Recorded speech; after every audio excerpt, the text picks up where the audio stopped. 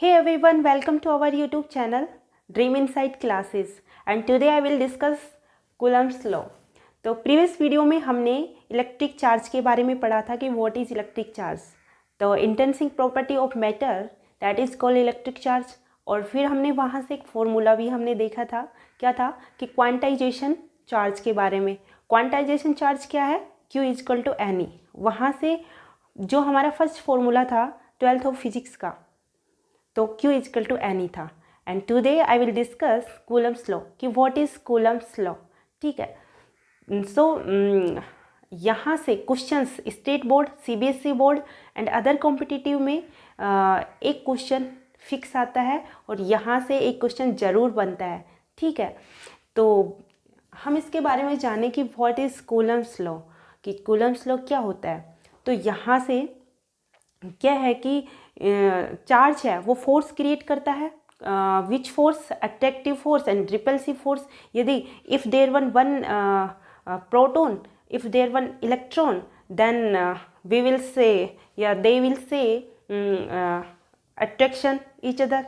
And यदि one electron and one proton, तो ये आपस में क्या करेंगे, रिपेल करेंगे एक दूसरे को।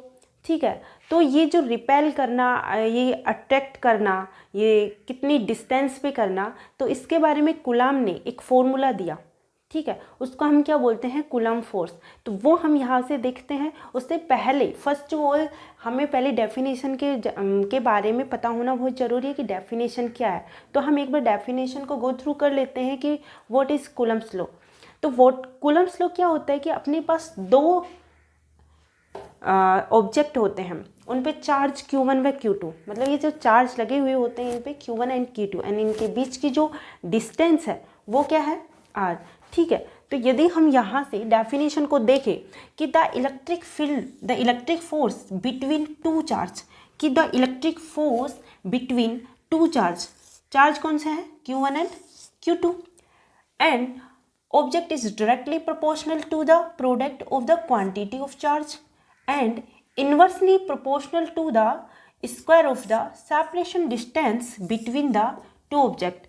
किसने बता रखा है कि अपने दो चार्ज है वो फोर्स के क्या होते हैं, प्रोपोर्शनल होते हैं, और इसकी डिस्टेंस r का जो स्क्वायर है वो फोर्स के इनवर्स प्रोपोर्शनल होता है, तो that is called coulomb force. ठीक है, उसको हम देख लेते हैं कि कैसे बोलते हैं।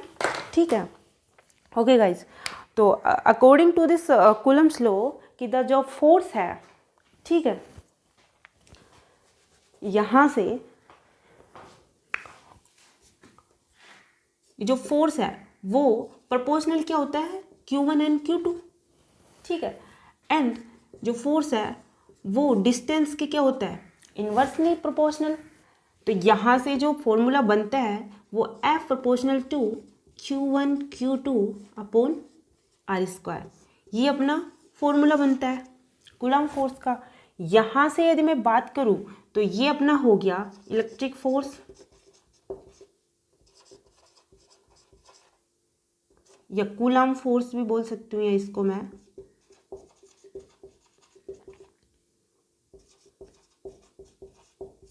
ये अपने क्या होगी, प्रोडक्ट ऑफ चार्ज।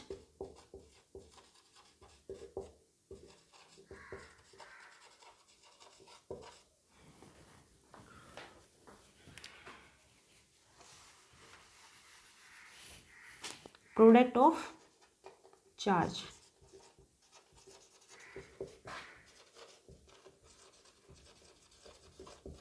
और R² क्या है अपने यहाँ पे, डिस्टेंस है। ठीक है, पर्टिकुलर डिस्टेंस।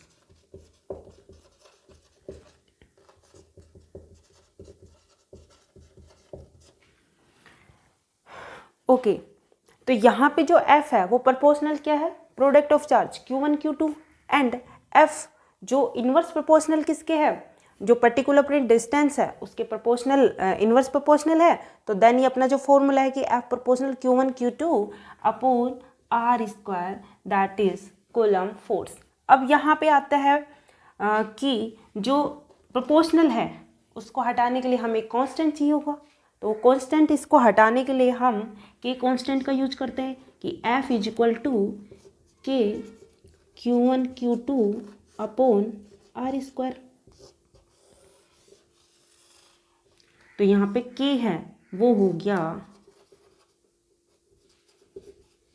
Coulomb's constant. ठीक है, अब यहाँ पे हम K की बात करते हैं कि हमें पता चल गया कि यहाँ पे जो कांस्टेंट है कूलम्ब फोर्स, कूलम्ब्स कांस्टेंट, वो क्या है, K है।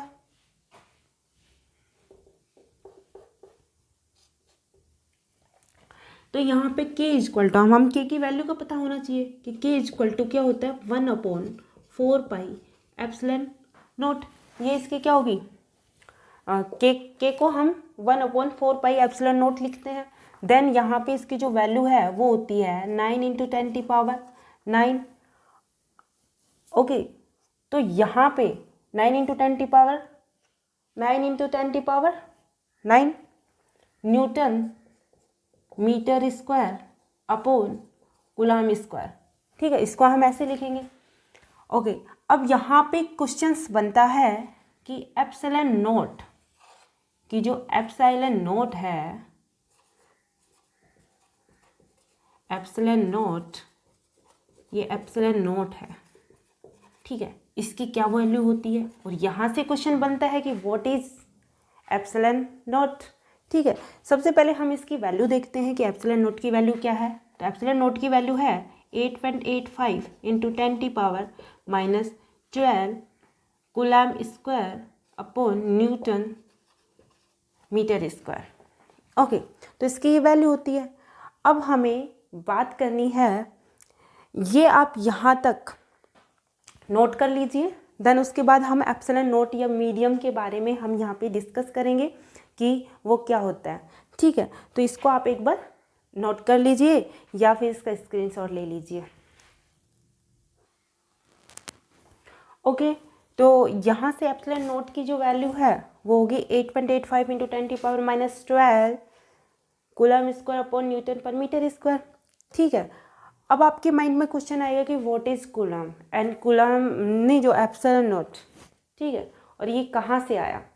तो अब इसकी बात करते हैं कि ये कहाँ से आया।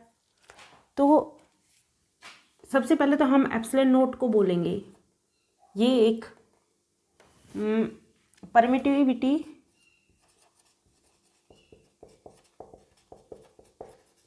ऑफ वैक्यूम या फिर फ्री स्पेस। ठीक है, ये वैक्यूम की परमिटिविटी होती है या फ्री स्पेस में होती है। देन अब यहाँ से कहाँ से आया कि जो अपनी स्पीड ऑफ लाइट है,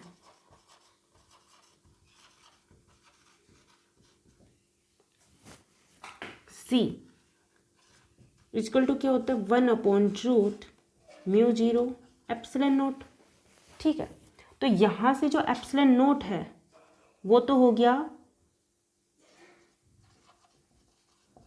परमिटिविटी ऑफ फ्री स्पेस, और μ0 क्या है, मैग्नेटिज्म पर मीएबिलिटी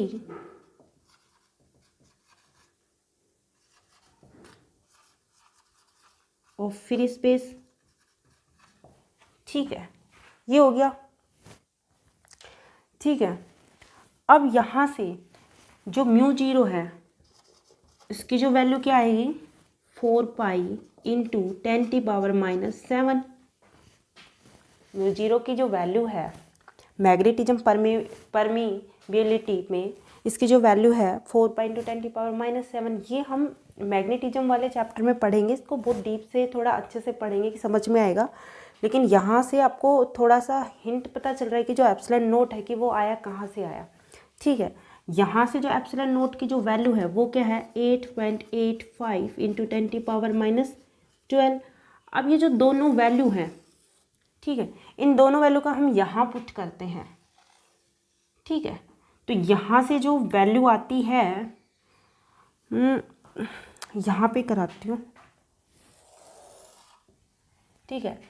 तो उसकी जो वैल्यू है क्या आती है, k इक्वल टू 1/4πε0।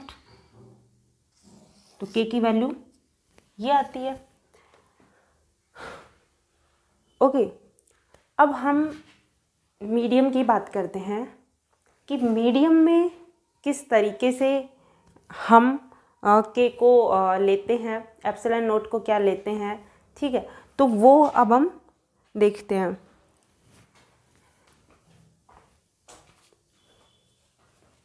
तो ये मैं रफ कर रही हूँ, होप सो आपने नोट कर लिया होगा।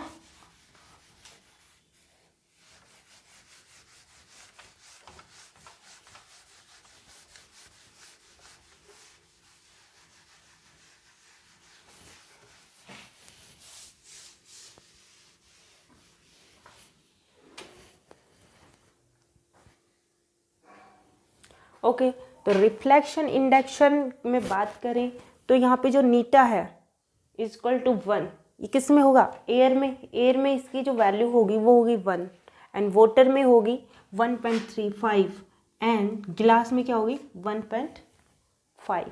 ओके, तो अपना जो फॉर्मूला बना फोर्स का, F equal to k Q1 Q2 upon R square, ये फॉर्मूला है। तो यहाँ पे हम के की जगह क्या पुट करेंगे, F equal to 1/4πε0 Q1 Q2 upon R square, ठीक है।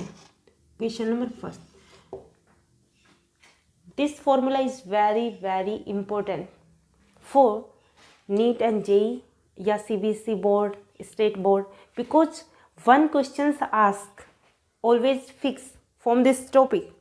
Okay guys, तो are you getting my point कि F is equal to 1/4πε0 Q1 Q2 upon R square, ये अपना हो गया कूलम फोर्स। जब यदि ये किसी वैक्यूम या फ्री स्पेस में इसका चार्ज होता है, then F is equal to ये। ओके, अब यदि किसी अदर मीडियम में होता है तो क्या होगा, F is equal to 1/4πε Q1 Q2 upon R square. तो यहाँ पे जो ये वैल्यू है Q1 Q2 upon R square, ये ऑल वैल्यूज आर कांस्टेंट, और यहाँ पे चेंज क्या हो रहा है, एप्सिलॉन नोट यहाँ पे चेंज हो रहा है, epsilon note going on change, right. तो यहाँ से हम देखते हैं कि डिवाइडेड इक्वेशन 1 2, यहाँ से क्या देखते हैं, यहाँ इसको हम ये मीडियम में ले रहे हैं। यदि मीडियम में लेते हैं तो एप्सिलॉन आ जाता है। यहाँ से लेते हैं कि F upon FM equal to, ये जो सारी वैल्यूज हैं ये कट जाती हैं और अपने पास क्या बचता है, एप्सिलॉन नोट अपॉन एप्सिलॉन, ठीक है। यहाँ से जो वैल्यू आती है ये आती है एप्सिलॉन अपॉन एप्सिलॉन नोट, ठीक है। इसको हम क्या बोलते हैं, एप्सिलॉन आर, ठीक है। इसको हम एप्सिलॉन आर बोलेंगे। देन इसको हम के, यहाँ आप थोड़े कंफ्यूज हो सकते हो, लेकिन इसको हम कैपिटल के से डिनोट करेंगे और इसकी जो वैल्यू है वो वहीं होगी 9 × 10⁹, और ये जो है ये हो गया डाइलेक्ट्रिक कांस्टेंट, ठीक है। तो ये इक्वेशन भी हमें याद रखनी बहुत बहुत ज़रूरी है, बिकॉज ये बहुत मोस्ट इम्पोर्टेंट है। थोड़ा डीप कॉन्सेप्ट है, बिकॉज यहाँ से जो क्वेश्चन है वो जेई या नीट में आते हैं। State board and CBSE board की बात करूँ तो इसी फॉर्मूले से क्वेश्चन आ जाता है कि चार्ज दिया हुआ होता है कि Q1 Q2 दो चार्ज दिए होते हैं, डिस्टेंस दी हुई होती है, पुट करना होता है, के की वैल्यू। यहाँ जब हम स्टेट बोर्ड में क्वेश्चंस करते हैं तो वहाँ पे हमें ये वैल्यू पुट करनी नहीं होती है, बिकॉज यहाँ पे हमें के की वैल्यू पता होती है और क्वेश्चन में दिया भी होगा कि k equal to 9 × 10⁹ newton metre square upon coulomb square, ये इसकी वैल्यू होगी। तो वहाँ से इस वैल्यू को डायरेक्टली पुट करके हम क्वेश्चंस को आसानी से कर लेंगे। होप सो आपको ये सारी चीज़ें बहुत इजी वे में समझ में आई होगी। मैं एक फटाफट इसका रिवाइज कर देती हूँ कि कूलम्ब्स लॉ क्या होता है। तो Coulomb's law, the electric force between two charge object is directly proportional to the product of the quantity of charge and inverse proportional to the square of the separation distance between the two object। Okay, तो यहाँ पे हमने क्या लिया था, दो object लिए हैं ए और बी। यहाँ पे इन पे हमने चार्ज लगाए हैं Q1 व Q2 और यहाँ पे जो सेपरेशन जो डिस्टेंस है यहाँ पे R है। ठीक है, यहाँ से फिर हमने देखा था, मैं यहाँ पे एक बार आपको बता देती हूँ फटाफट कि F इक्वल टू यहाँ पे जो प्रोपोर्शनल क्या होता है Q1 Q2 और इसके इन्वर्स प्रोपोर्शनल किसके होता है, डिस्टेंस के। तो हमारे यहाँ से क्या बना था Q1 2 अपन R स्क्वायर। यहाँ से हम प्रोपोर्शनल को हटाया था कूलम्ब्स को, तो यहाँ पे क्या प्रोपोर्शनल लगा था K, तो F इक्वल टू क्या हो गया K Q1 Q2 upon R square. तो हमारे ये फॉर्मूला बना था और ये इंपॉर्टेंट फॉर्मूला है, यहाँ से ही कूलम्ब के क्वेश्चंस बनते हैं। बेसिक थ्योरी से भी क्वेश्चंस बन जाते हैं या फॉर्मूले से ही यहाँ से एक क्वेश्चन फिक्स आता है। तो इसको अच्छे से रीड करना, नोट्स बनाना प्रॉपर, और अपने कूलम्ब्स के क्वेश्चंस को मत छोड़ना। ठीक है, कल हम यहाँ से क्वेश्चंस करने वाले हैं। और एक बात मैं यहाँ पे बताती हूँ, यहाँ से अपना ये जो, ठीक है, F इक्वल टू क्या हो गया K Q1 Q2 R square. यदि हम यहाँ पे चार्ज को इंक्रीज करते हैं, because distance upon R square क्या है, इनवर्स प्रोपोर्शनल है। ठीक है, तो यहाँ पे जो फोर्स है वो भी क्या होगा, इंक्रीज होगा। But you trying to put या टेक इंक्रीज R स्क्वायर, यदि आप R स्क्वायर को इंक्रीज करते हैं then the coulomb force will be decrease. ठीक है, तो यहाँ यदि आप Q1 Q2 को इंक्रीज करते हैं तो आपका जो फोर्स है वो क्या होगा, इंक्रीज होगा। यदि आप I स्क्वायर को इंक्रीज करते हैं तो आपका कूलम्ब फोर्स क्या होगा, डिक्रीज होगा। ये थोड़ी कॉन्सेप्ट बेस है, इसको याद रखना थोड़ा ज़रूरी है, लेकिन मेन चीज़ यह क्या इसको फॉर्मूले को याद रखना ज़रूरी है। एक मेन चीज़ क्या है, यहाँ पे एप्सिलॉन नोट की जो वैल्यू है क्या है, व्हाट इज़ एप्सिलॉन नोट, और एप्सिलॉन नोट कहाँ से आया है, ये सारी चीज़ आपको याद रखनी है। और यहाँ से एक क्वेश्चन पूछ लिया जाता है। यदि मैं यहाँ पे क्वेश्चंस की बात करती हूँ तो क्वेश्चंस यहाँ पे मैं कराती हूँ। ओके, तो मैंने यहाँ पे क्वेश्चंस को पुट कर दिया है कि जेई में या फिर नीट में थोड़ा डीप क्वेश्चंस को पूछा जाता है, तो वो कैसे आता है, इस वाले फॉर्मूले से पूछ लिया जाता है। ठीक है, कैसे पूछते हैं कि जो ऑयल है उसकी K की वैल्यू है वो 5 है, एंड एयर फोर्स की जो वैल्यू है एयर में वो क्या है 10 है, और FM की वैल्यू ऑयल में निकालनी है हमें। ठीक है, तो हमारा ये वाला फॉर्मूला देखो आप कि यहाँ पे क्या है, F upon FM equal to क्या है, K है। ये आप इसको अच्छे से पढ़ोगे, बार बार रिवाइज करोगे तो आपको याद हो जाएगा, और थोड़े कॉन्सेप्ट से थोड़ा डीप में जाओगे तो ये रट्टाफिकेशन मत करना, क्योंकि रट्टाफिकेशन करने से कुछ नहीं होगा। Go for concept, right. Okay, तो यहाँ से F की जो वैल्यू है वो क्या है, यहाँ पे हमें क्या निकालना है, FM निकालना है। F की वैल्यू क्या होगी, 10 होगी, यहाँ पे हो गया FM, और K की वैल्यू क्या है 5। ठीक है, तो यहाँ पे इसको हम डायरेक्टली काट सकते हैं, इक्वल टू में है तो 2 बार, तो यहाँ पे जो FM की वैल्यू है वो क्या होगी 2। तो बहुत इजी क्वेश्चंस आते हैं, ऐसा कुछ नहीं है यदि हमें याद होते हैं। ठीक है, तो ओके गाइस, कल की वीडियो में हम कूलम्ब्स के इस टॉपिक पे कुछ क्वेश्चंस करेंगे, इस फॉर्मूले पे क्वेश्चंस करेंगे। तो इस वीडियो में आपको समझ में आ गया होगा, and thank you for watching my video and subscribe to my channel and press the bell icon. और जो प्रीवियस वीडियो है उसको मैं डिस्क्रिप्शन बॉक्स में दे दूँगी, उसको देखना मत भूलिएगा, बिकॉज वहाँ से थोड़ा कॉन्सेप्ट है वो नहीं सीखोगे तो आपको यहाँ पे थोड़ी सी प्रॉब्लम आ सकती है, उसको जानना भी ज़रूरी है। ठीक है, okay, take care, bye bye.